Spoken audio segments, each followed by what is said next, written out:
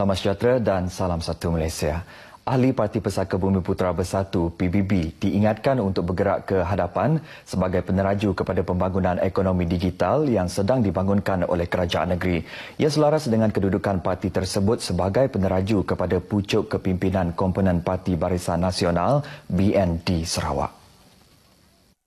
Menurut Ketua Menteri Dato' Petinggi Abang Johari Tun Openg yang juga yang di-Petua Parti PBB, perubahan semasa yang membuka kepada ruang ekonomi digital harus dimanfaatkan sepenuhnya oleh pemimpin dan ahli PBB.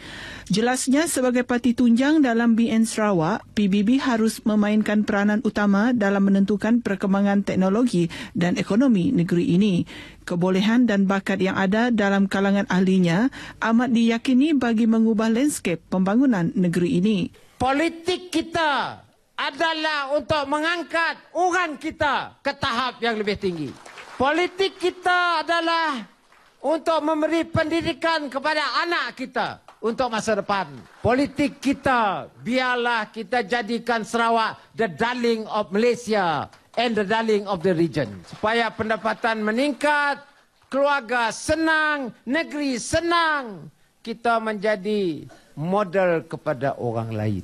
Ketua Menteri berkata demikian ketika berucap merasmikan mesyuarat perwakilan cawangan 3 tahun sekali cawangan-cawangan PBB di Zon 9 di Bintulu. Ia meliputi cawangan PBB Kakus, Belaga, Murum, Jepak, Tanjung Batu, Kemenah dan Samalaju.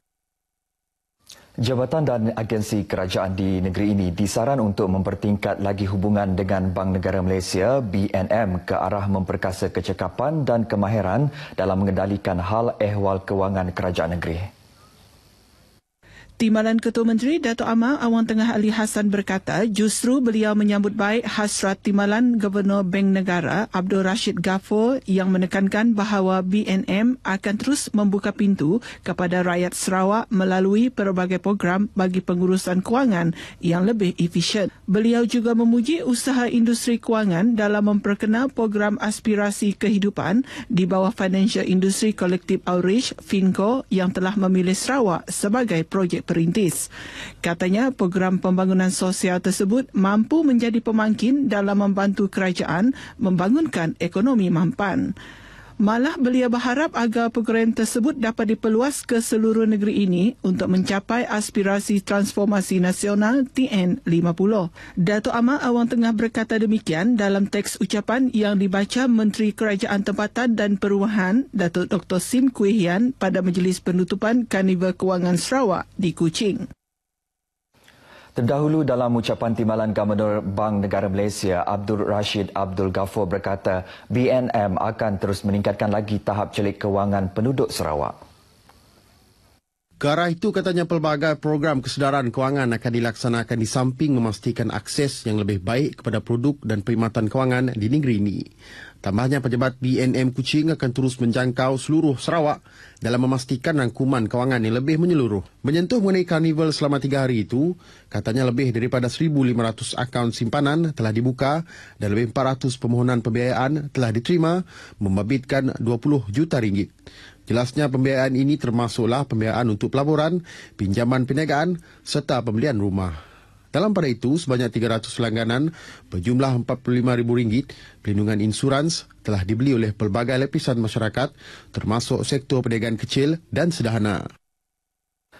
Kementerian Pembangunan Wanita, Keluarga dan Masyarakat KPWKM amat mengalu-alukan harapan dan aspirasi rakyat dalam membantu kerajaan mencapai apa yang dihasratkan untuk transformasi nasional TN50.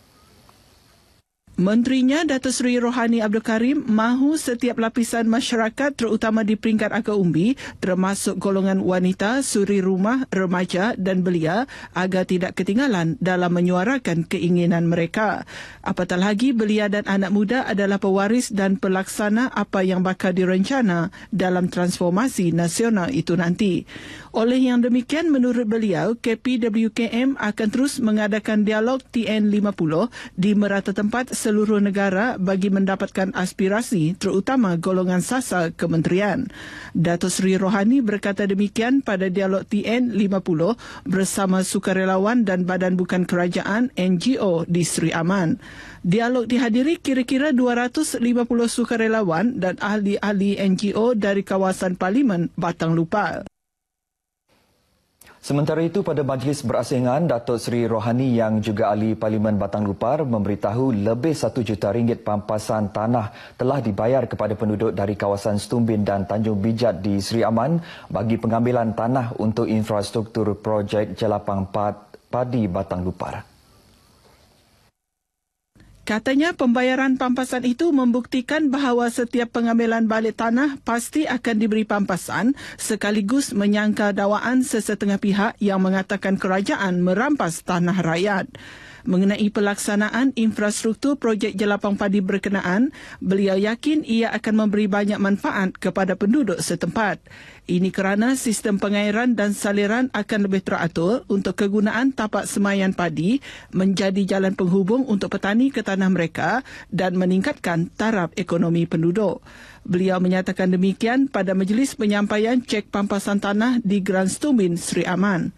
Sebanyak 23 buah rumah panjang terlibat dalam pengambilan balik tanah yang melibatkan tanah berhak milik, tanah rizab Bumi Putra dan tanah hak adat Bumi Putra.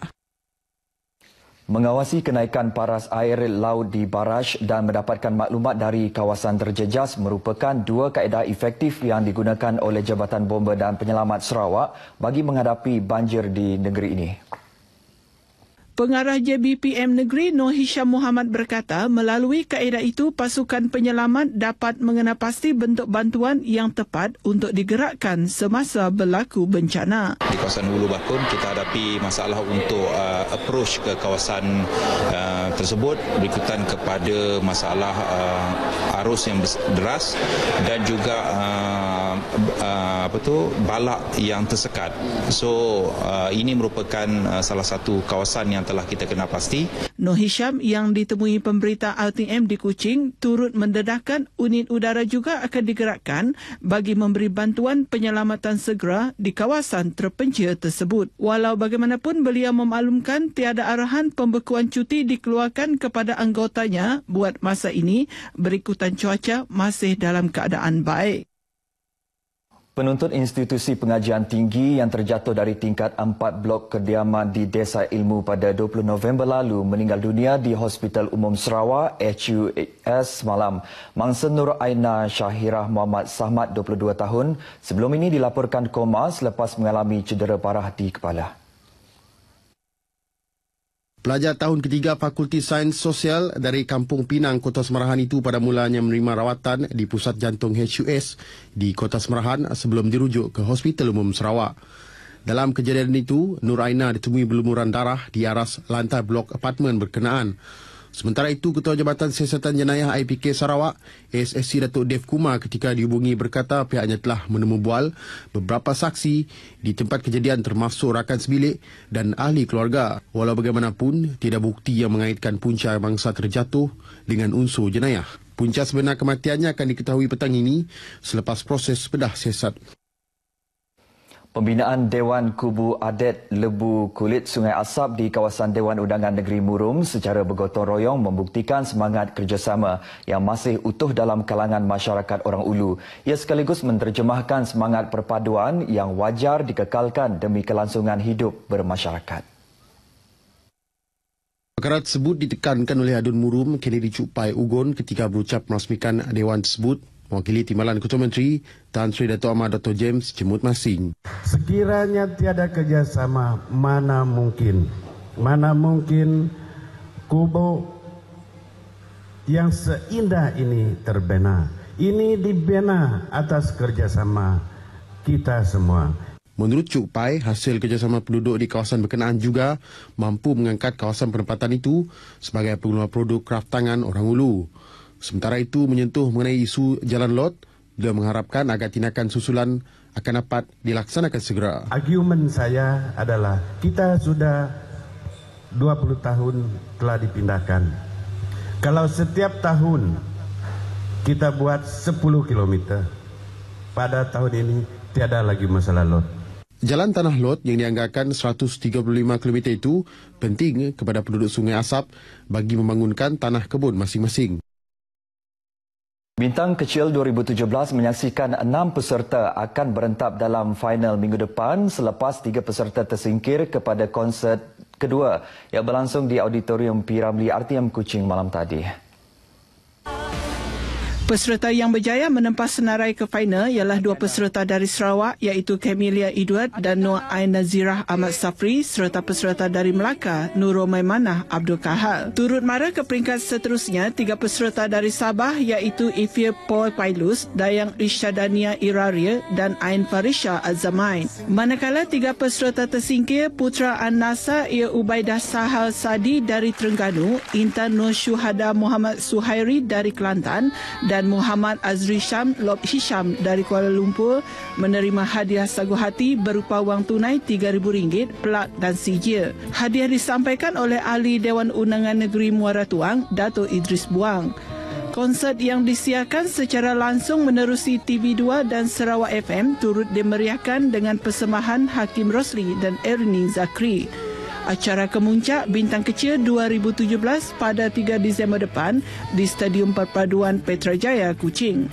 Juara akan membawa pulang wang tunai RM10,000, piala dan sijil, manakala naib juara RM7,000, piala dan sijil dan tempat ketiga akan menerima RM5,000, piala dan sijil. Limbang akan menjadi tuan rumah pertandingan tarik tali peringkat antarabangsa yang akan diadakan pada tahun hadapan. Menteri Muda Pertanian Dr. Abdul Rahman Ismail berkata, pertandingan yang akan melibatkan penyertaan peserta dari luar negara itu akan dimasukkan dalam aktiviti kalender pelancongan negeri. Dr. Abdul Rahman yang juga penaung Persatuan Tarik Tali Bahagian Limbang menjelaskan penganjuran sukan itu telah menjadi ikon di daerah tersebut. Ia diharap menjadi landasan dalam mengangkat sukan itu ke peringkat lebih tinggi selain mempromosi pelancongan sukan di negeri ini, khasnya dan Malaysia amnya. Sebanyak 24 pasukan terdiri dari Limbang, Bintulu, Sabah, Selangor, wilayah Persekutuan Labuan dan negara Brunei Darussalam mengambil bahagian dalam kejohanan 2 hari itu. Terdahulu Wali Kota Majlis Daerah Limbang, Kaunselor Sufian Mohat yang juga Presiden Persatuan Tarik Tali Limbang berkata sambutan menggalakkan daripada peserta telah berjaya memperkenalkan Limbang sebagai venue utama pertandingan selain mempromosi pelancongan di kawasan utara. Sementara itu, pertandingan tarik tali terbuka awam kebangsaan menyaksikan pasukan dari Sabah mengungguli pertandingan apabila pasukan Newborn Sabah dinobat sebagai juara dan membawa pulang piala Ketua Menteri selain wang tunai RM10,000. Manakala pasukan Surun Sinurambi Tambunan di tempat kedua dan tempat ketiga Black Shark 101 juga dari Sabah masing-masing membawa pulang hadiah wang tunai RM8,000 dan RM6,000. Di mana tim-tim yang ada dari Sabah itu ada 8 tu. 7-nya memang sudah biasa memang beradu. Dan begitu ada tim dari Brunei. Brunei pun kita tidak pernah tahu perubahan mereka. Termasuk juga Limbang, Sarawak ni dan juga dari sepanjang Malaysia. Jadi memang tim kebanyakan ada peningkatan lah. Presiden Persatuan Tarik Tali Limbang, Kaunselor Sufian Mohat ketika ditemui memberitahu Persatuan Tarik Tali Negeri akan ditubuhkan dalam usaha untuk memperkasa sukan itu sebagai persediaan menghadapi kejohanan peringkat antarabangsa pada tahun hadapan. Dan penyertaan tim pada kali ini adalah antara yang terbanyak. Selama 11 tahun kami menjalankan pertandingan tarik tali ini. Dan apabila beliau mengumumkan hadiah pada tahun hadapan ditambah, maka saya rasa tahun hadapan kita punya target adalah 30 tim ke atas. Hadiah-hadiah kemenangan disampaikan oleh Pegawai Daerah Limbang, Jamali Busri. Baik, saudara, seterusnya kita ke segmen agenda hari ini.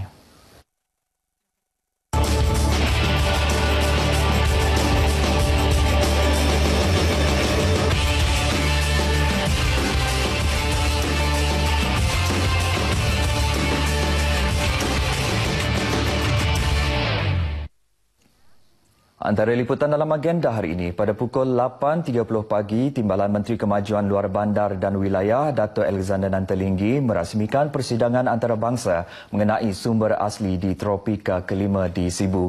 Manakala pada pukul 10 pagi, Menteri Pembangunan Wanita, Keluarga dan Masyarakat Datuk Seri Rohani Abdul Karim merasmikan e-Usahawan dan e-Rezeki edisi Samarahan di Dewan Suara Samarahan. Dan akhir sekali pada pukul 7.30 malam, Ketua Menteri Dato' Patinggi Abang Johari Tun Openg merasmikan Anugerah Media Kenyalang di Miri.